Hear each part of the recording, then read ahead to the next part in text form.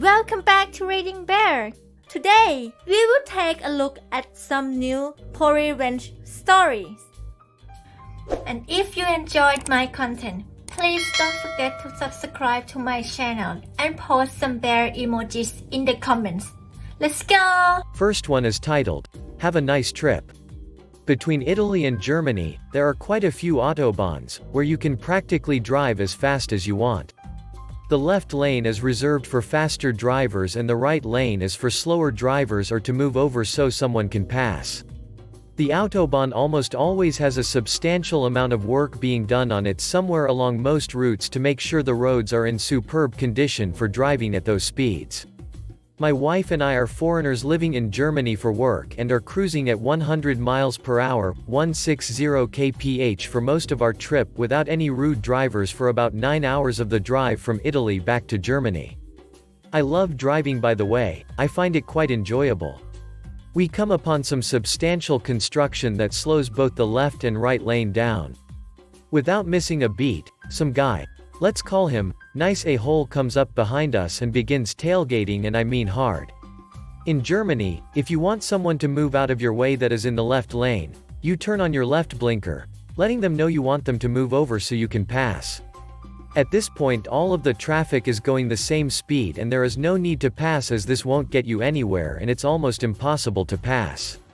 Nice a hole puts on his left blinker, leaves it on and even honks at us. Huge no-no, as this is usually prohibited, since he wants to pass.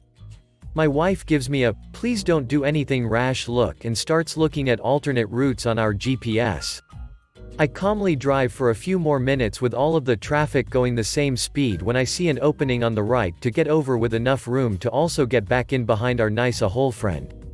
I signal, change lanes to the right. Our friend moves one stupid car length forward to the car I was behind and turns on his left turn signal at the next car. My whole life up to this point has been great, so why not chance it?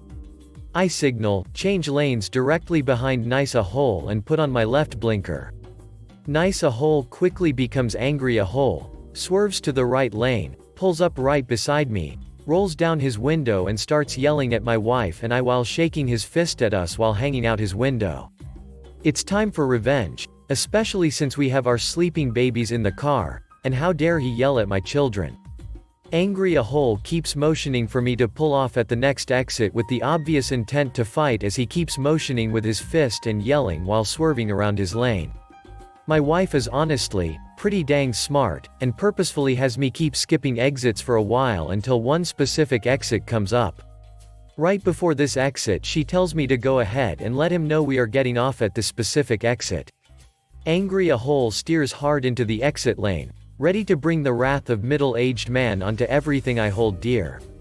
I'm a redhead, I'm game for a bit of fisticuffs and I'm slightly stupid, so I begin to signal to change lanes and exit with him.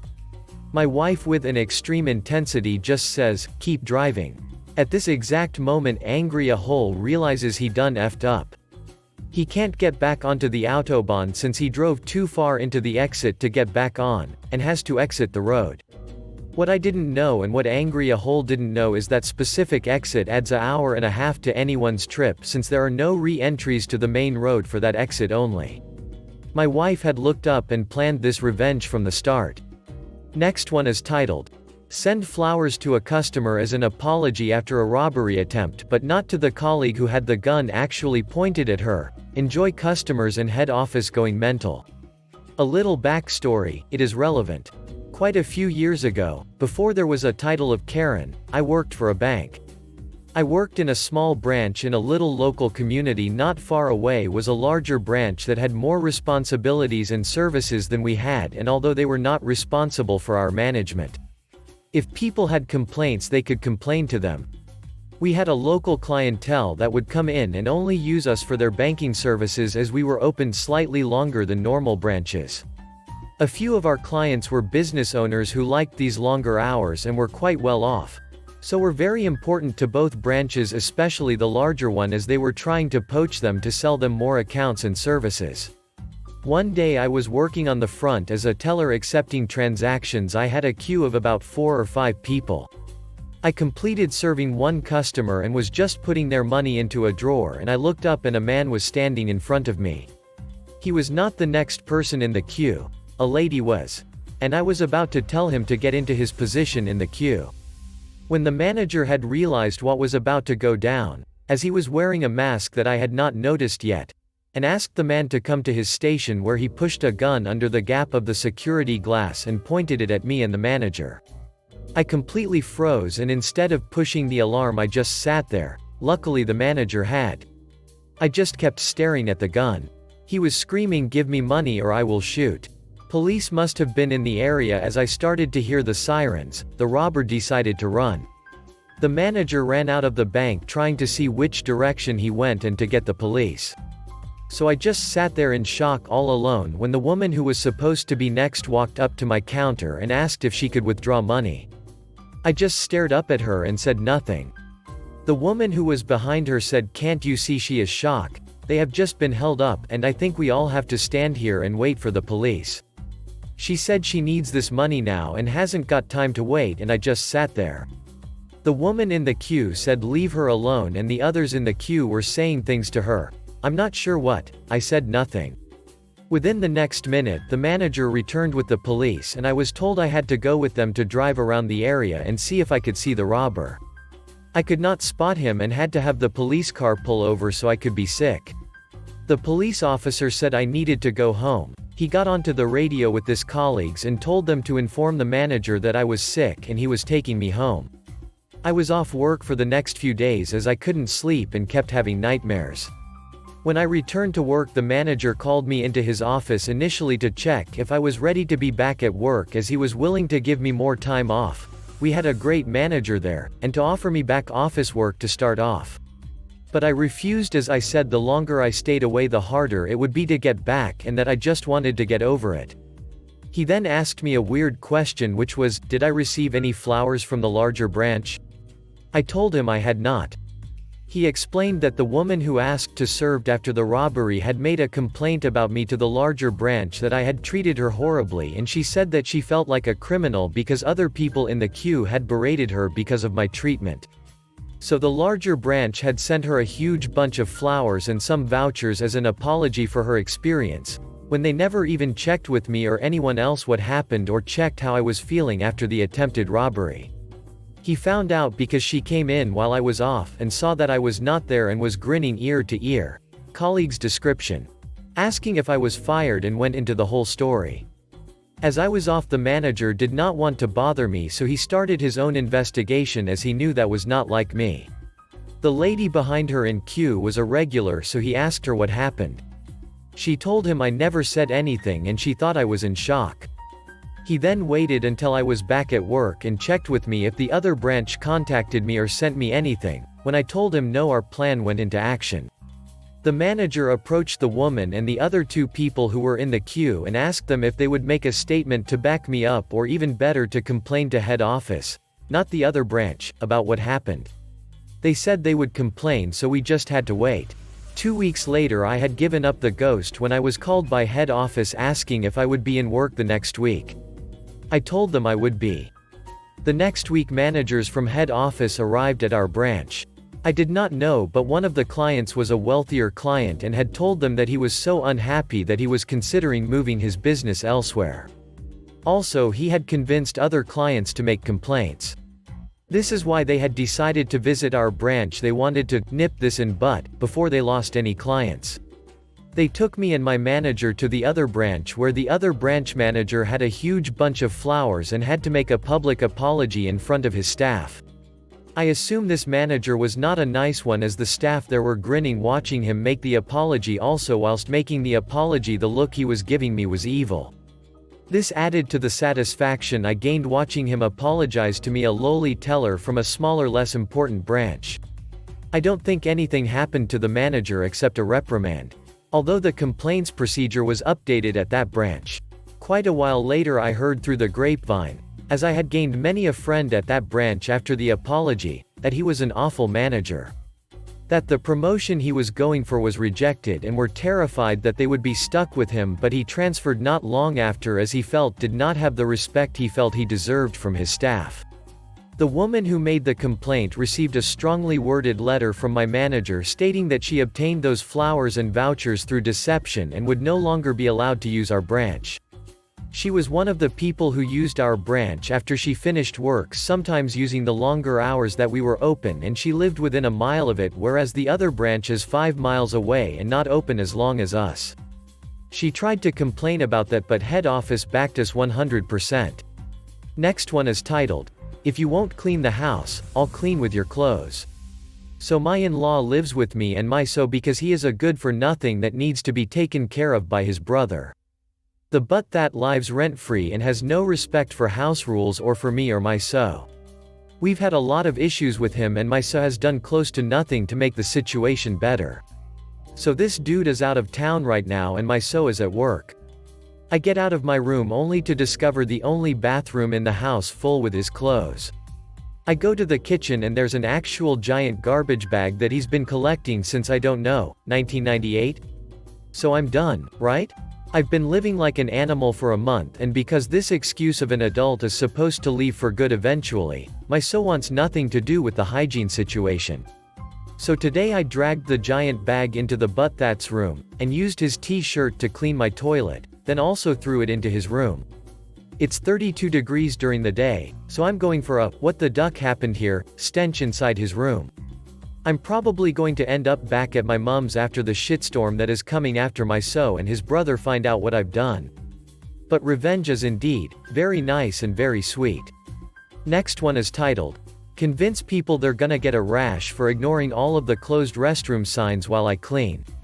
So I work for a company that does commercial cleaning jobs, mostly restrooms, in businesses around the area. I have a big machine I pressure wash bathrooms with that has a cleaning chemical in the water. I put up plenty of signs while I clean that say the bathrooms are closed for cleaning. The ones I have hang at eye level in the door frames and you have to physically duck to get under them. I frequently get people who come up and look at the signs and ask if they can use the restrooms, which I always politely say no because they're closed for cleaning and I have a cleaning chemical on all of the fixtures. They usually are fine with that and either wait or go to a different one. I clean both the men's and women's at the same time when I do these, so sometimes I'll be inside of one of the restrooms and don't see someone sneak into the other one to use it. This means I have to sit there and wait for them to finish before I can finish cleaning that restroom. If they're fast, I might just give them a look, but if they cost me a lot of time, I'll tell them that I hope they don't get a rash. They usually get confused, so I explain that the chemicals I spray on the fixtures are harmful to the skin and that's why I have to close the restrooms while I work. I usually put on a worried, sympathetic face and tell them that they may want to go take a shower as quickly as possible. Otherwise it might get really uncomfortable to sit down for the next few weeks. This usually freaks them out a bit and they rush away. Our chemicals are actually pretty harmless so long as it's not straight from the jug of undiluted, which if I sprayed it through the machine, it's been heavily diluted so it won't ever cause a problem, but that fear feels really good to see on someone who thought the rules didn't matter to them. Next one is titled, "Don't share my Netflix account, unless you enjoy painstakingly translating Korean." My ex and I had been together for 7 years, long enough for several components of our lives to be shared, including a Netflix account. The relationship ended after he met another woman back home. We were living overseas at the time, and moved out to be with her. To not be petty and appear bitter, scorned etc., I didn't rush to lock down any of our shared accounts. We were in completely different time zones, so I didn't realize until I was on vacation in the same continent around a year later, and received the multi-screen pop-up you get when someone else is using your account at the same time, that he was still using my Netflix account. I had, incorrectly, assumed that he would opt to not mooch off me and open a new one. Rather than change the password, I seized the chance to be petty. I changed the settings for his profile so that he could only view shows for children under 5, and updated the language settings to Korean. Honestly, it's still one of my finest moments to date. Next one is titled, "You Better Learn the Closing Hours, Pizza Boy." Few years ago I used to work in a small pub, in a small town. I was the only waitress working the shift and our official closing time was 10 p.m.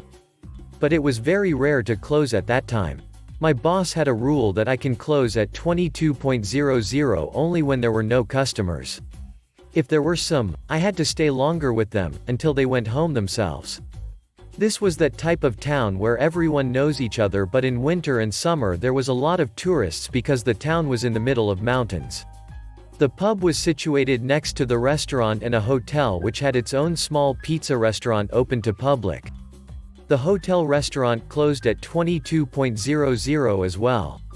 There were 2 male waiters and a chef who often came to my pub after the shift.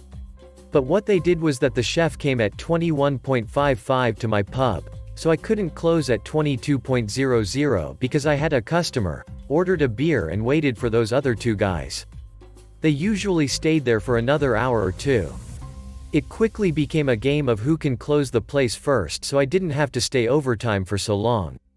I liked those guys. I sometimes hanged out with them when they were in pub, but I didn't like them enough for extra overtime hours every day. I also had a school in the morning, so I had to wake up at 5:00.